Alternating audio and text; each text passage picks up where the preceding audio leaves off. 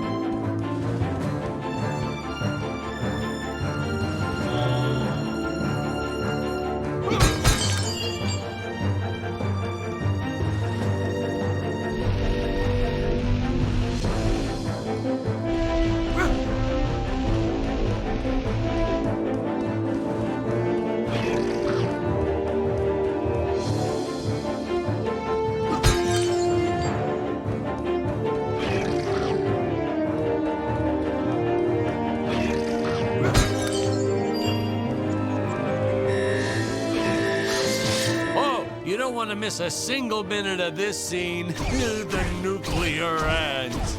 Hey, we need to remind the audience our heroes are climbing a tower, so I needed something that would stick to walls. Originally, we had these web-footed what-have-yous. Not very scary. And then I left some cake out in my trailer, and it was crawling with ants in the morning.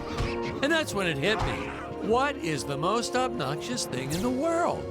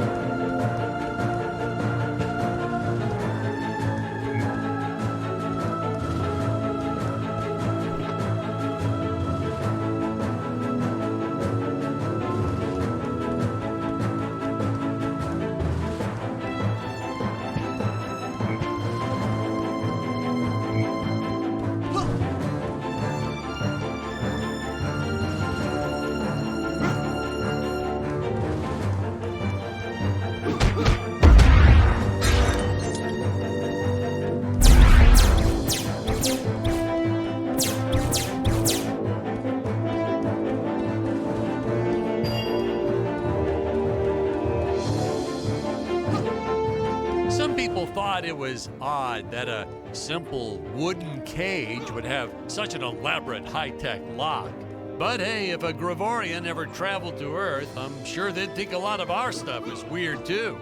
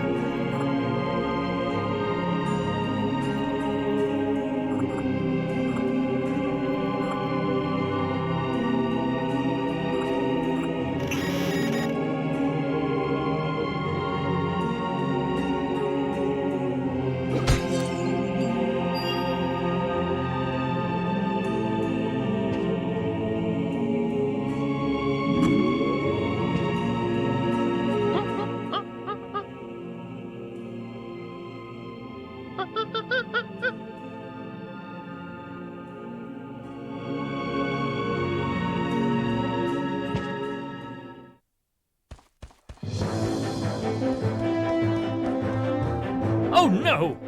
This head belonged to my co-pilot robot. He was the most loyal companion in the galaxy. Dick. Malfunction. Dick. Malfunction.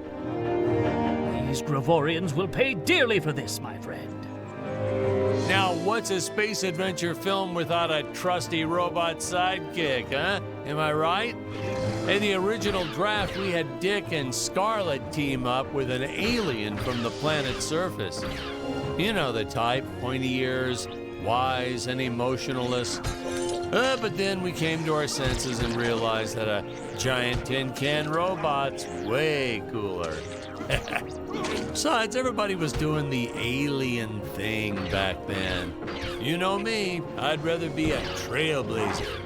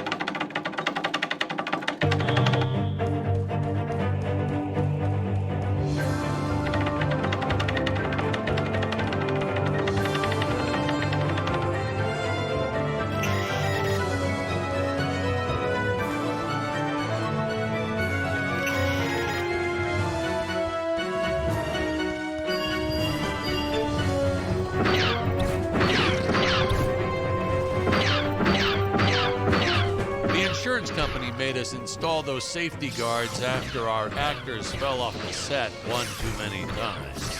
Granted, they kept falling off even with the rails, but thanks to how the contract was laid out, we were no longer liable for their injuries.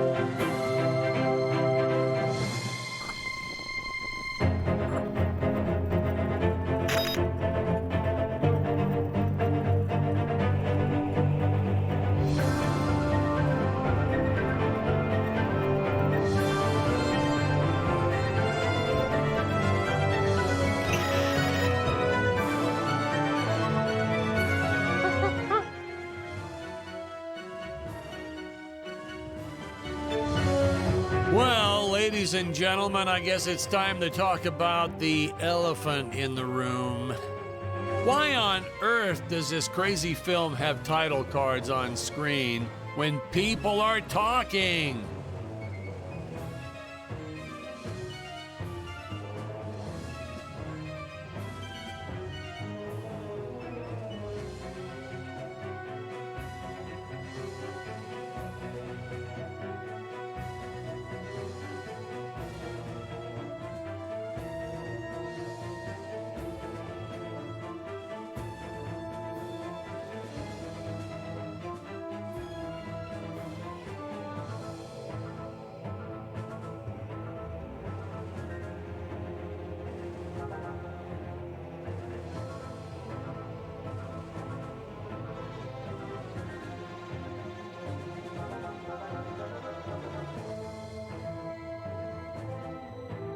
You're thinking that, aren't you?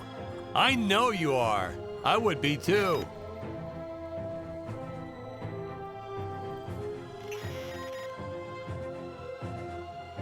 Well, we had thought about making it a silent film at one point, so we shot a lot of scenes up close like this, with the dialogue written out for the audience to read. Well, when we swapped over to making a talkie, well, we just decided to keep on going rather than reshooting all those scenes.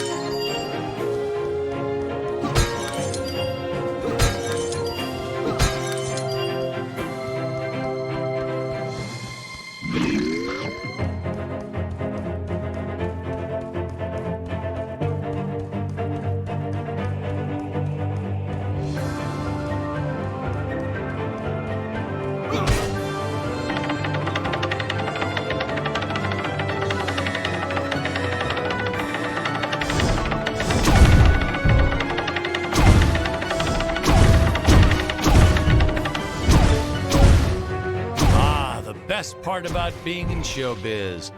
Craft services. It's like never-ending supply of free food all day long. I never had to pay for a single meal. Hey, Patrick, I notice you guys don't do that here in your studio. You should talk to your boss. Maybe even just a bagel station.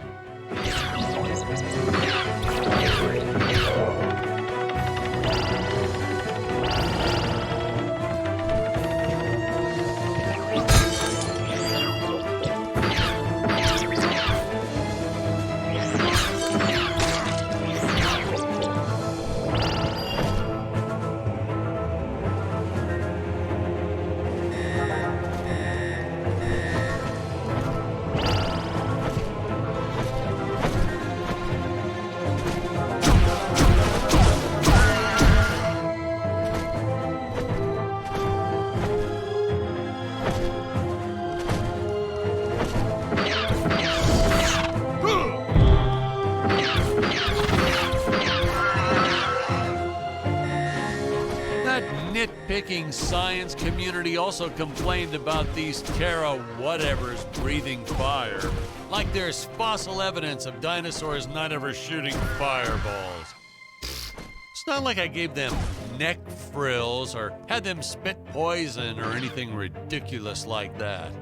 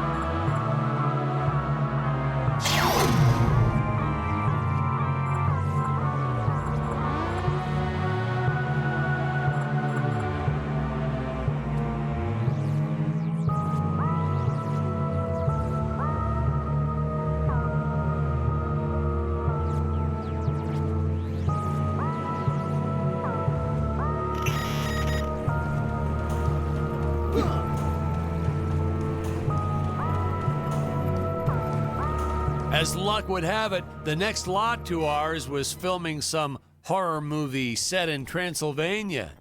So we signed a soft contract with them to use their set after they wrapped for the day. And by that, I mean we kind of snuck in and filmed it real quick when no one was looking. I had my assistant Phyllis keep a lookout for the security guard.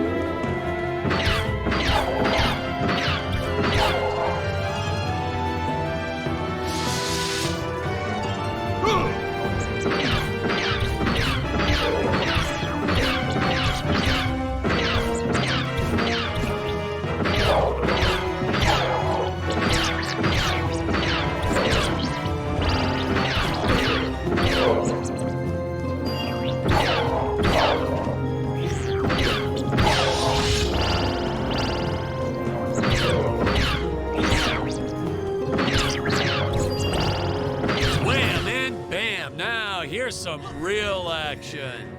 Nothing like an adrenaline boost to get our hero to really start wailing on those monsters. We were unsure how to represent a surge of adrenaline at first, but I think we nailed it. Yep, definitely nailed it.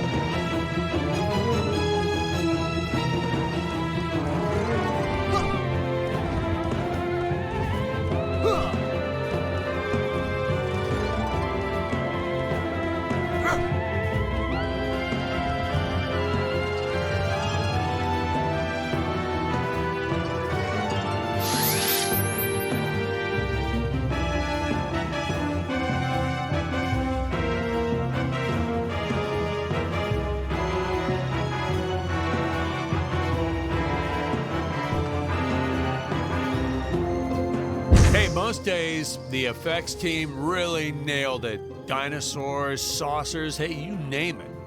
But these, deflating rock boulder cubes, not their best work. Just looks kind of odd, if you ask me, like giant whoopee cushions. They said they could add some debris and explosions or two afterwards. And then we ran out of budget. Well, to be fair, we ran out of budget several times, but still, I lost a lot of sleep over these rocks.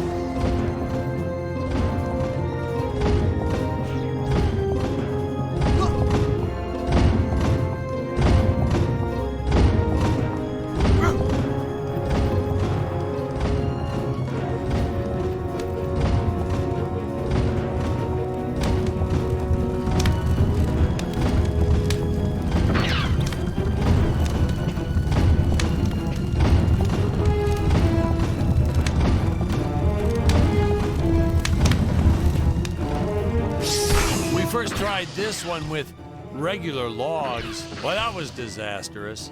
I'll tell you, never mess with physics. It was kind of, well, to be frank, it started out nice, but then, well, it was a death trap. Just plain and simple, it was a death trap. Poor kid holding the boom almost broke his leg. Guess he played basketball in college or something, because he leaped right at the last second. Whew, crisis averted. My props guy wanted to swap them with some spongy material for safety, but I had a better idea. Let's set the logs on fire, then the crew will be sure to be safe dealing with them.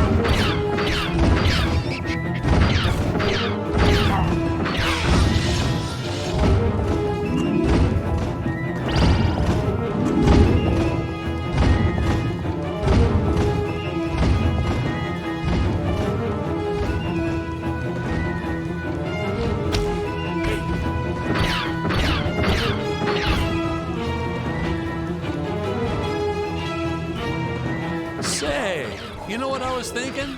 With all this jumping and climbing and jumping, wouldn't this make a great video game?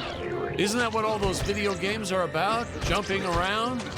Well, yeah, and killing. There's jumping too, but mostly the killing. What?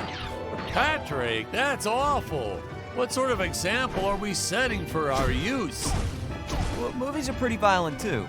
Your heroes have killed everything in sight. You had Dick shooting a dinosaur in the face in the first 5 minutes. Well, Patrick, that's different, you know? What we did on film, that was art. Video games aren't art.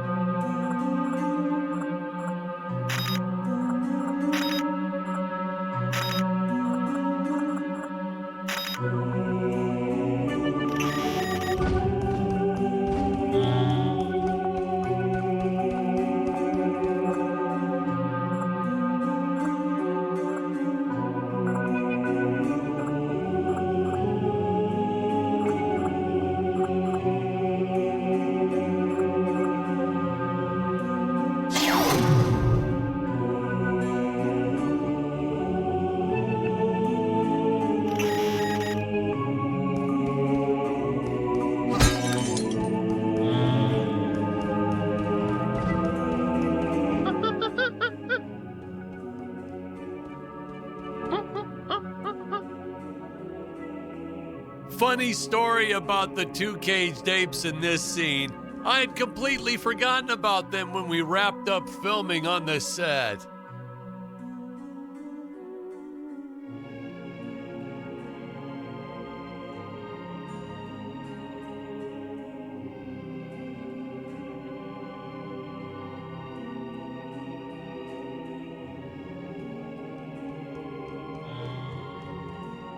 Then we spent the next day doing a location shoot. So, suffice it to say, our return to the studio was met with a couple of grumbling tummies complaining about unsafe work conditions, human rights, yada, yada, yada.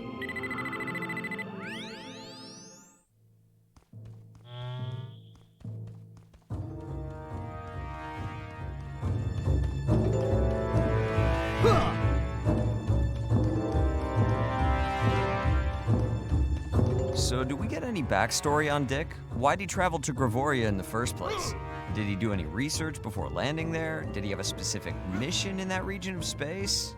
Patrick, if you keep getting bogged down by the details, how will you ever learn to just sit back and appreciate the work of art for what it is?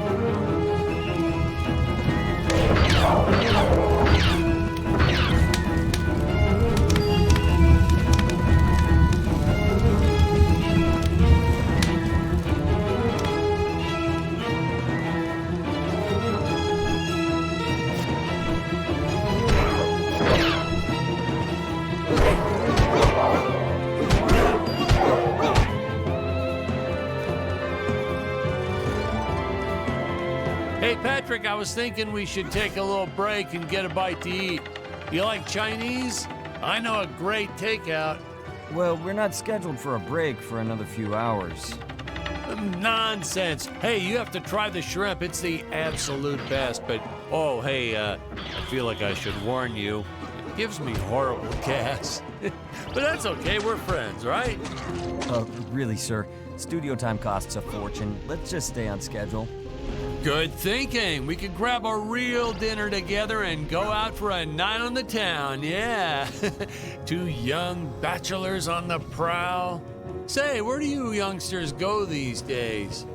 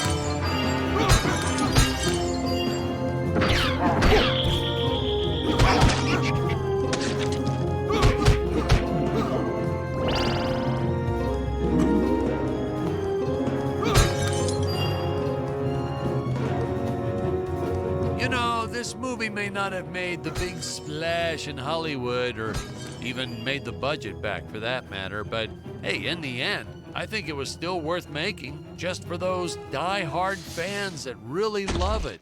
I attended a lot of sci-fi and movie cons, and to this day, I still see fans showing up dressed as aliens and apes and dinosaurs. Does a man proud. Now, granted, their costumes aren't exactly 100% faithful to the film, and it seems that no one ever remembers them by the right name. But still, knowing that we still have fans like this promoting the film decades later, it puts a tear in this old director's eye. I get all emotional.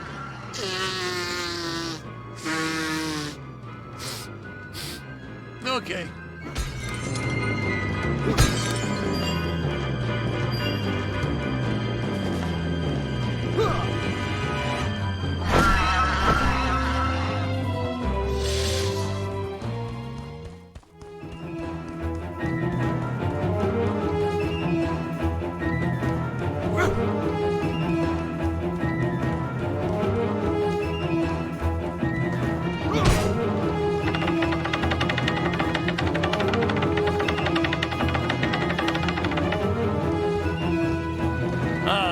Tony and his insistence on lens flare. I tell you, some days it felt like he was trying to be the director. Honestly, you could see dust on the lens, so I'd just go and wipe it off myself. He would get so upset about it too. Like my fingers aren't clean enough to wipe the lens. Touch the lens, whatever.